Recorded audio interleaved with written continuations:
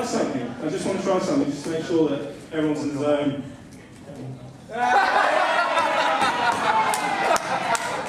right, so if you don't get a joke, if you could just wait for that signal. Good evening, ladies and gentlemen. Firstly, a few thank yous that I'm supposed to make, although David likes to make a few too. I don't blame you, it's your wedding, it's your, you know. It's my day.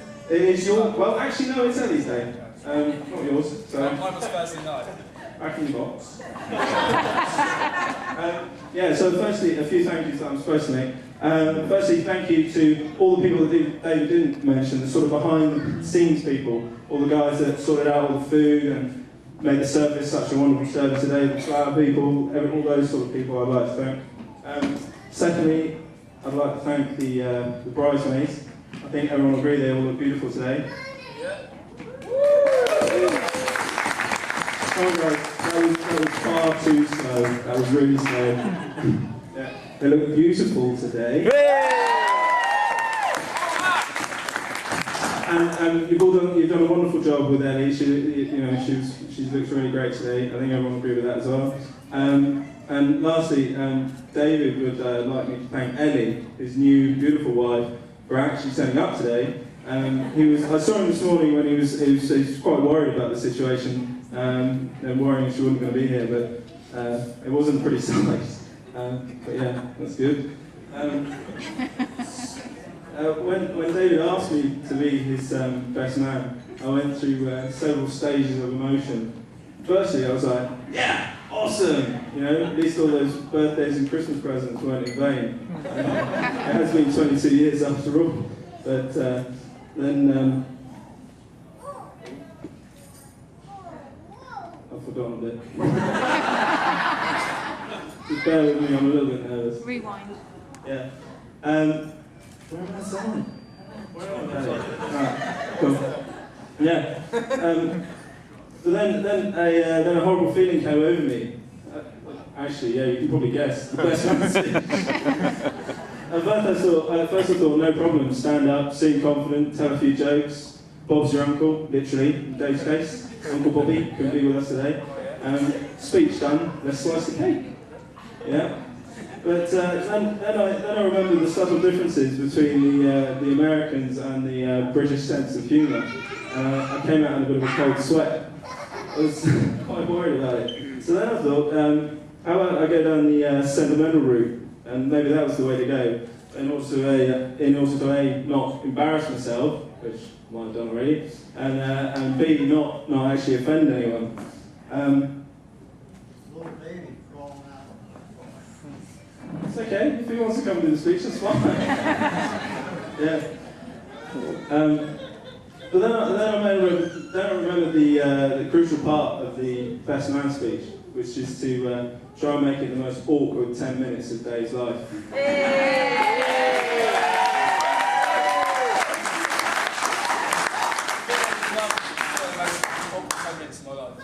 I mean, you just don't know what I'm going to put out of the bag, Dave. There's been 22 years. There was 3 stag do's. I only went to 1, but that one was pretty good.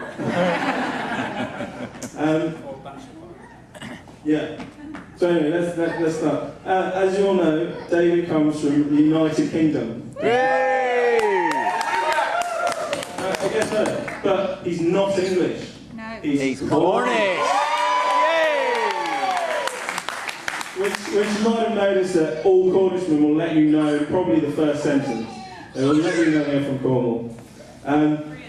So I've known David since 1988, when, according to my mother, it's entirely her fault, and her fault alone, that I'm here now and giving this speech.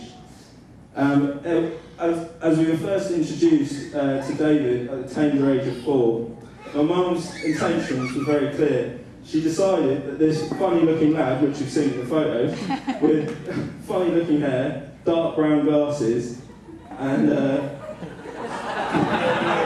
these beautiful big ears, couldn't possibly refuse to be friends with this slightly chubby, glasses-wearing son.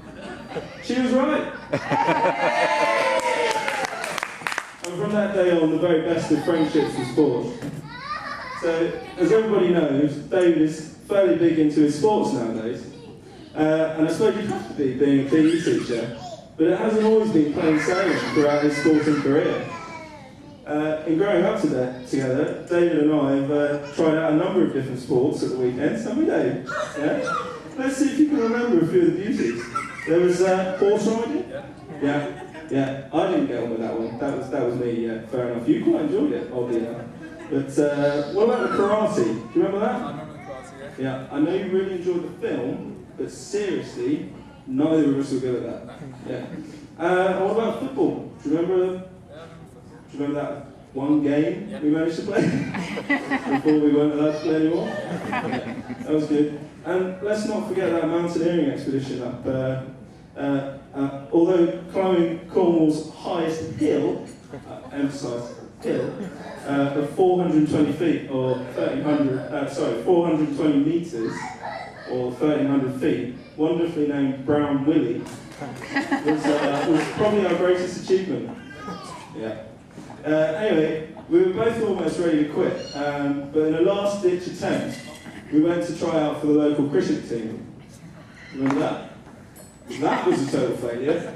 We both realised that neither of us could hit the stumps, even in the absence of a batsman. Only one stump then. Yeah, I know it's hard, but that's the game.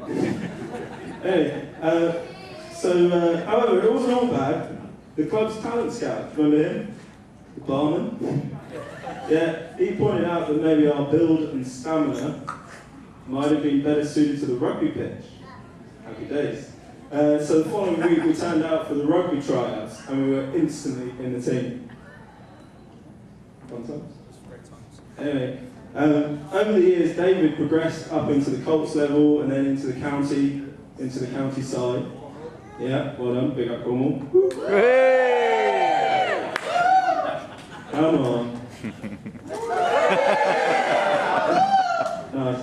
Anyway, and this is where, when David got into county, this is where our sporting careers diverged, because I choose to pursue the more safer sport of gig rowing, which suit my sense of self-preservation. I've still got all my teeth. David's are all false. No, I'm only joking. No, funny? Anyway, throughout our entire childhood, the pattern was emerging. David was always considerably better than me at any of the sports that we lent our hand to. And however, David always coming out on top and always winning was about to change. David and Ellie first met on Ellie's home soil when David came to work at Camp Thunderbird in Bemidji. Of which I think there's a few representatives which might be able to fill out the blanks. They've got some crazy names like Princess, Paddy. Yeah, that's a crazy name. Buckle, that's my name. What's yours? Lee? And Tyson? Yeah. How's That's it? good. How's it as well? So if anybody really wants to know what happened at camp, because what happens at camp stays at camp, then you'll have to get them really drunk and ask some questions later. Last Snoop, yeah. I thought it was a grand that was going to cause the trouble. Anyway, yeah, that was David coming out on top and winning all, being good at everything. Backtrack. Sorry, Dave. David did several summers at working as a mentor, and although the feedback I was getting from these summers was a little bit vague, one thing was clear: he'd met someone truly amazing. Paddy. No, Dave, don't joke about it. Those are your actual words. Yeah. He finally met someone that could beat him at bowling, soccer. Yeah. She can beat you at pool or able. And recently we found out she can beat you at tennis. And table tennis. And frisbee. What passionate than you are as well. Hey, you're not allowed to talk. This is No, it's good. It makes me see better. Yeah, anyway, I keep on getting these visions of these two having an arm wrestle to see who's going to do the washing up. Ellie will win. Jack will be doing the washing up. Yeah. Anyway, so other than a crude but nonetheless effective way of meeting women, Camp Thunderbird was giving David the crucial experiences needed to on the road to becoming a teacher. And since Thunderbird, David has gone on to get his teaching qualification at Southampton, where I was doing my masters, and got his first, as we say in Cornwall, proper job. Guys.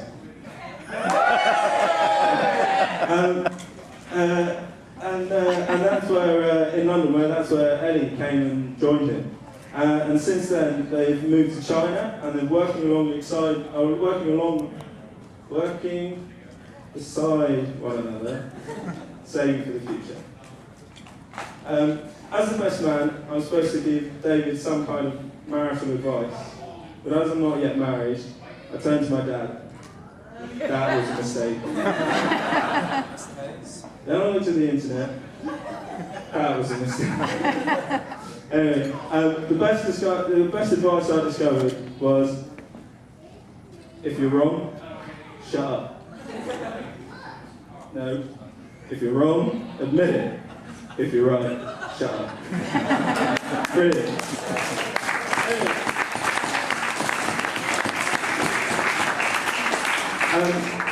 Ladies and gentlemen, I'd like to toast David and Ellie